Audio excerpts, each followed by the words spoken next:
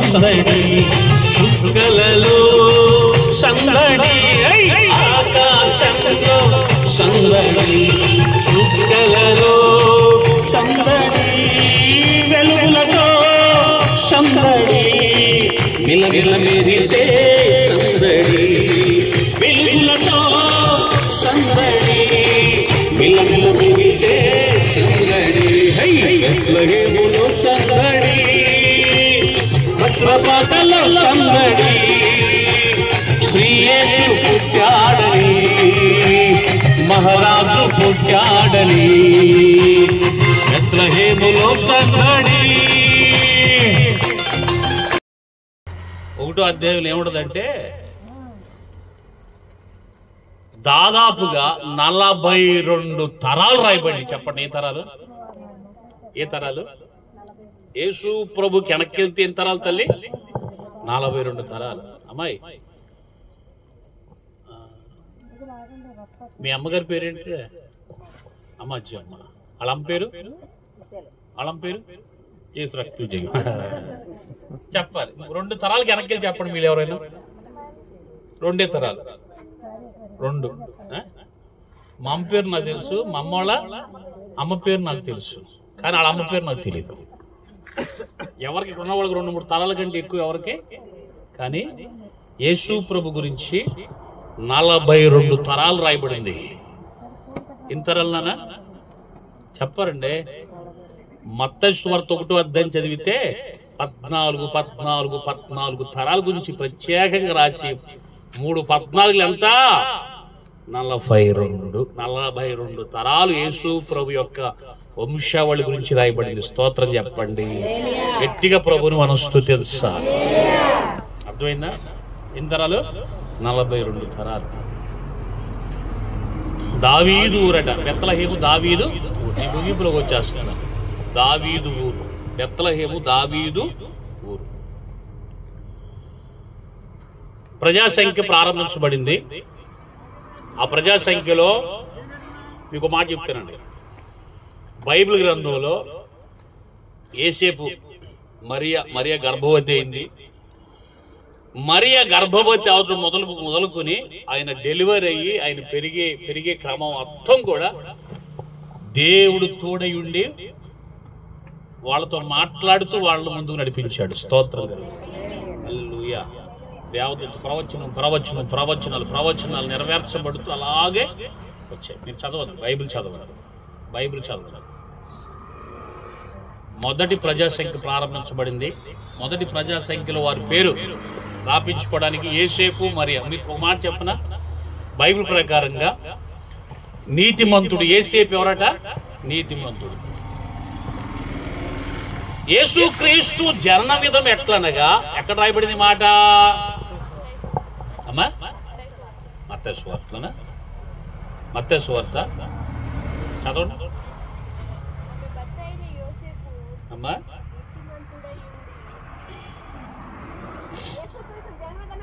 ఎట్లనగా ప్రధానము చేయబడిన తర్వాత వారు ఏకము కాకమునుకు ఆమె పరిశుద్ధాత్మ వలన గర్భవతి అయిందంట. నీతిమంతుడయుండి ఆమెను అవమానపరచనొల్లక ఆమెను రహస్యముగా విడనాడను ఉద్దేశించెను. చాలు, దేవునికి స్తుతి కలుగును. యేసేపు ఏమైనా చెప్పండి? నీతిమంతుడై ఉన్నాడు. అంటే నీతిమంతులు ఏం చేయరట? ఎదుటి వాళ్ళని అవమానపరిచే మాటలు ఎప్పుడు తగ్గించి ఎవరిని మాట్లాడు. యేసేపు నీతిమంతుడై ఉండి ఆమెను అవమానపరచనొల్లక ఆమెను రహస్యముగా విడనాడ ఉద్దేశించెను. అయితే ఏం జరిగింది ఇక్కడ అనంటే, ఆలోచించుకునిచుండగా ఇదిగో ప్రభుదూత స్వప్నమందు అతనికి ప్రత్యక్షమై, దావీదు కుమారుడైనటువంటి యేసేపు, నీ భార్య అయినటువంటి మరియను చేర్చుకున్నటకు నువ్వు భయపడమాకు. ఆమె గర్భం ధరించింది, పరిశుద్ధాత్మ వల్ల కలిగింది. కానీ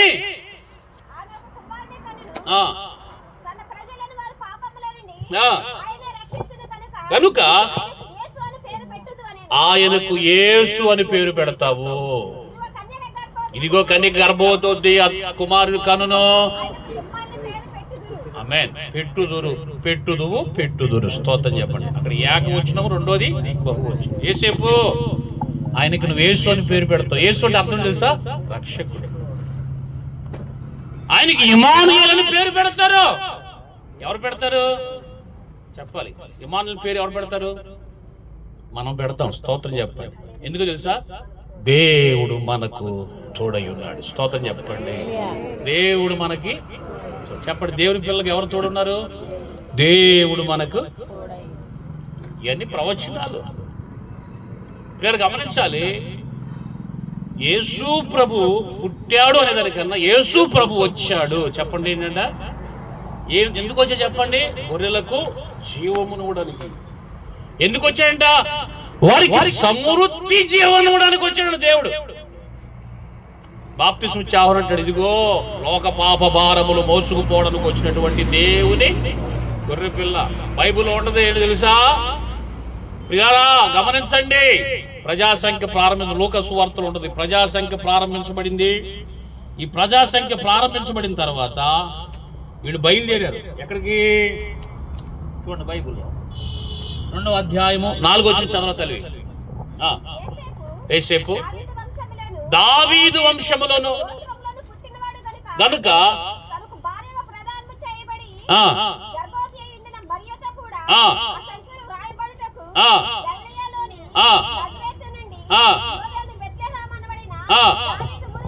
వెళ్ళారు. వారు అక్కడ ఉన్నప్పుడు ప్రసవ దినములు నిండిన గనక తొలిచూలి కుమారుని కని పొత్తిగుడ్డలతో చుట్టి సత్రములో వారికి స్థలము లేనందున ఆయన పశువుల తొట్టిలో. అమ్మా ఎవరన్నారు పశువుల పాకలో పుట్టాడని? అర్థమైందా? కొంచెం వెనక్కి వెళ్తే ఎవరాడు తెలుసా? వచ్చారు. ఎక్కడికి వచ్చారు వీళ్ళు? బెత్లెహేము వచ్చారు. బెత్లెహేము రాగానే ప్రసవ దినాలు నిండినాయట. మరియమ్మ నొప్పులతో బాధపడుతుంది. నొప్పులు వచ్చేసినాయి. ఆ ఇంటికి వెళ్ళి పాపం చాలా తలుపు కొట్టుంటాడు యేసేపు గారు.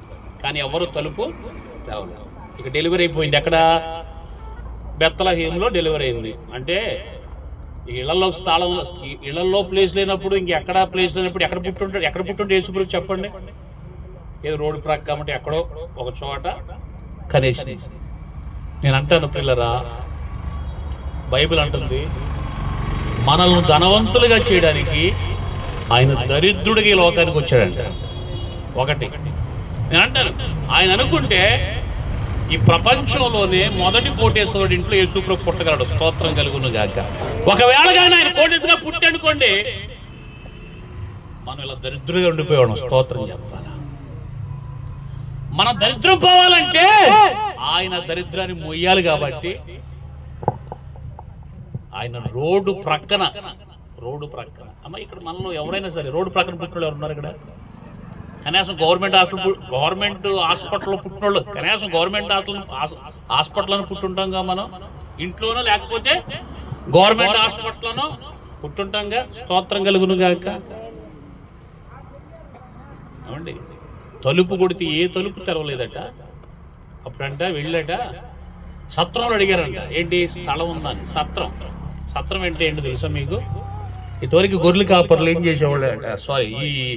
ఇంతవరకు బస్సులను ఈ లేవు కదా, కార్లు మనకి ఏం లేవు కదా, కాలు నడుపుతూ వెళ్ళేవాళ్ళు.